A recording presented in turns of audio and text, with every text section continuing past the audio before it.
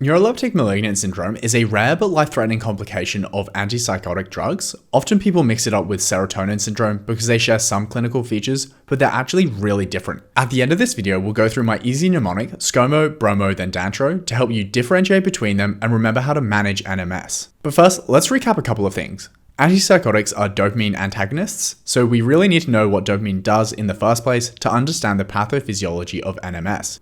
We all learned there are 4 classic dopamine pathways. The nigrostriatal pathway, which helps control motor function, the tuberoinfundibular, which controls the feedback system for prolactin in our anterior pituitary, the mesolimbic, which controls our brain's reward system and is implicated in positive features of psychosis like hallucinations. Finally, the mesocortical, which controls executive functions and implicated in negative features of schizophrenia like avolition and social withdrawal. However, it's super important to remember that dopamine is also used in lots of places. For example, the hypothalamus relies on dopamine for thermoregulation and coordinating other autonomic functions. This is why heaps of dopamine antagonism causes the classic tetrad of clinical features that come with NMS. Remember, dopamine is your mate, and without it, you get dysfunctional mental state, autonomic regulation issues, thermoregulation dysfunction, and extrapyramidal movement issues too. This comes in the form of an altered level of consciousness and drowsiness, tachycardia and hypertension, hypothermia with a temperature of more than 39 degrees,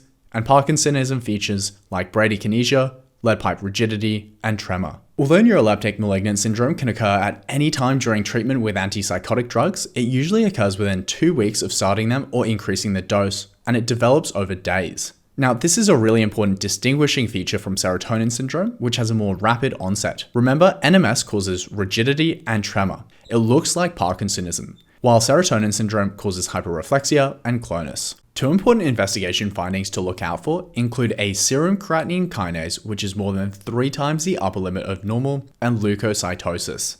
Moving on to management, NMS should be identified and treated as soon as possible. Definitive treatment includes stopping the causative drug, considering bromocriptine, which is a dopamine agonist and thought to be the antidotal therapy for neuroleptic malignant syndrome. Similarly, dantrolene, which is a muscle relaxant, can be considered in refractory cases, but remember, it's actually really difficult to administer. Electronic convulsive therapy, or ECT, can also be considered in severe cases. As I mentioned before, I remember the differentiating features of NMS and its management with SCOMO, BROMO, and DANTRO. For those that don't know, Scott Morrison, or ScoMo, was Australia's Prime Minister between 2018 and 2022. Many thought he was slightly psychotic because he secretly appointed himself to 5 additional ministries during his time in office. Other than helping me remember that NMS is caused by anti-psychotics, SCOMO is an acronym which highlights 5 different features compared to serotonin syndrome. It tells me NMS has a slower onset, presents with a high creatinine kinase, and is characterized by Parkinsonian features like an oscillating resting tremor, bradykinesia or moving slowly, and really ossified or rigid hypertonia. Bromo or bromocriptine is the treatment, and you can consider dantro or dantrolene afterwards too.